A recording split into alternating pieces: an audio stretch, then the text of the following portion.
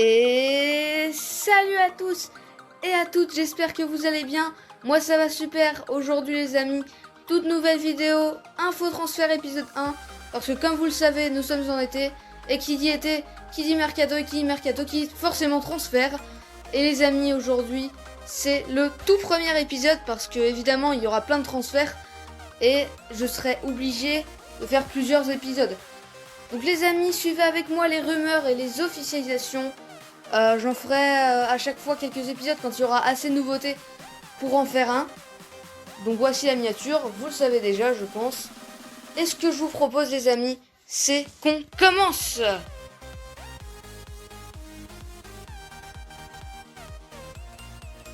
Et les amis, pour le premier transfert, vous l'avez vu à la miniature, je vais parler de Timo Werner qui pourrait partir à Chelsea. Donc le joueur va partir, je pense qu'il va partir. Il a été impressionnant cette saison, il a juste été impressionnant. Avec Leipzig, il a marqué beaucoup de buts, beaucoup. Sachant que la Bundesliga n'est même pas terminée. Des clubs s'intéressent déjà à ce joueur, il y en a plein. Mais le plus probable serait Chelsea, donc j'ai mis le pourcentage de chance à ce qu'ils viennent. Chelsea est très probable, ils sont tout proches de l'affaire Timo Werner. Donc Timo Werner pourrait venir à Chelsea, ça serait vraiment exceptionnel. Pour ceux qui ne le savent pas, mais bon, je vais pas le dire dans cet épisode, ça a déjà été officialisé depuis longtemps. Il y a également Hakim Ziyech qui est venu à Chelsea. Donc Hakim Ziyech, Werner, imaginez l'attaque qu'il y a à Chelsea. À mon avis, ils pourront jouer le titre la saison prochaine si ça continue. Timo Werner a fait une très grosse saison.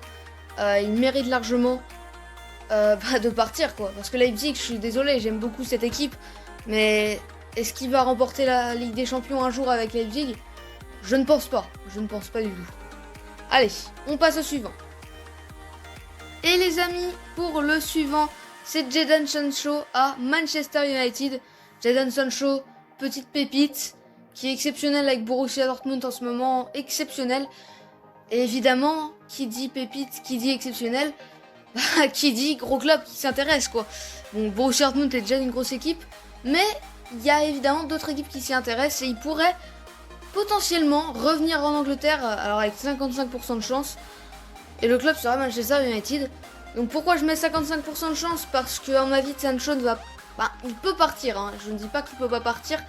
Mais ça va être chaud pour qu'il parte quand même. Je pense qu'il va au moins encore rester une saison avec le Borussia Dortmund. Donc je vois pas partir, mais je vais quand même mettre 55% parce que, honnêtement, Manchester United, déjà qu'ils ont recruté Bruno Fernandes, ils sont assez bons en affaires. Ils avaient mis le plus gros transfert de l'histoire avant que Neymar et Mbappé le dépassent. C'était Paul Pogba pour ceux qui s'en souviennent pas. Donc là, ils ont beaucoup d'argent et à mon avis, ils pourront se permettre de s'acheter Sancho. C'est pour ça que je l'ai mis. Allez, on passe au suivant. Et ensuite les amis, j'ai mis Olivier Giroud à Tottenham. José Mourinho voudrait l'attirer dans son équipe, bizarrement. Tout simplement parce qu'Olivier Giroud, je ne dis pas qu'il est mauvais, je ne le critique pas, contrairement aux autres qui disent Giroud est nul, il n'a pas marqué un seul but. Non, il a été bon, je suis désolé. Giroud à Tottenham, ça me paraît surprenant, tout simplement parce qu'il y a déjà Harry Kane qui joue, et qui est meilleur, je suis désolé, il est meilleur, il fait partie du top 10 des meilleurs attaquants, je pense.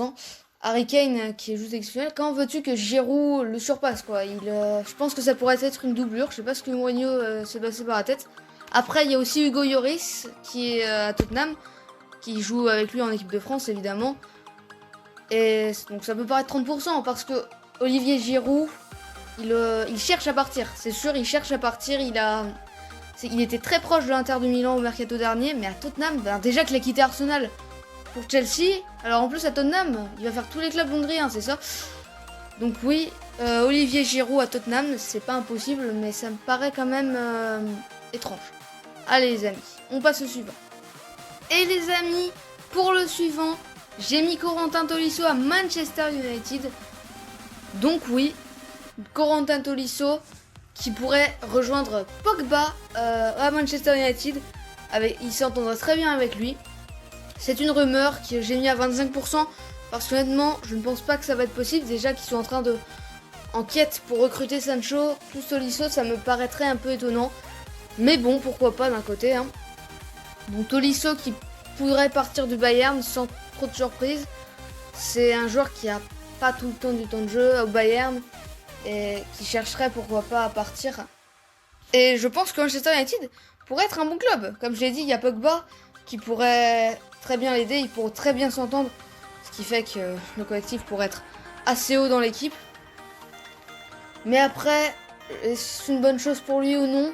Je ne sais pas. Comme je l'ai dit, il y a Sancho, maintenant il y a eu Fernandes en mercato d'hiver qui est arrivé, donc ça va paraître dur pour qu'il ait non plus beaucoup de temps de jeu. Donc c'est mon avis personnel. Dites-moi ce que vous en pensez, vous Tolisso à Manchester United.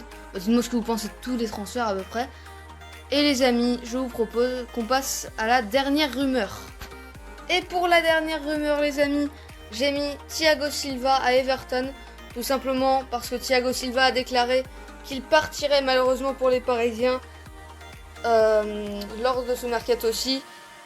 Après 8 ans de fidèle et bon service à Paris, en tant que capitaine, en plus c'était le capitaine, Thiago Silva va partir et il cherchera un nouveau club. Et Carlo Ancelotti, le coach de Everton, chercherait Thiago Silva dans son équipe.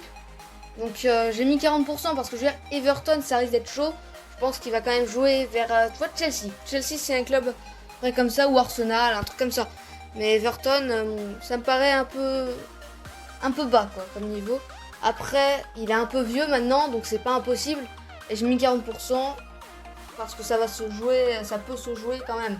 Je veux dire, comme je l'ai dit, il est vieux, il cherche à partir.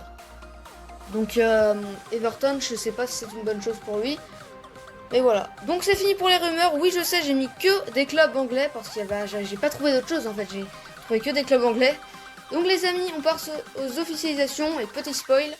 Cette fois-ci, c'est que des clubs français.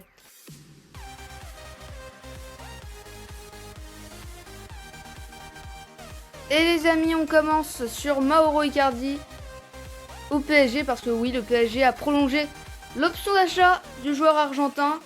C'est assez surprenant sachant que tout le monde voyait Mauro Icardi partir lors de ce mercato même de l'Inter de Milan.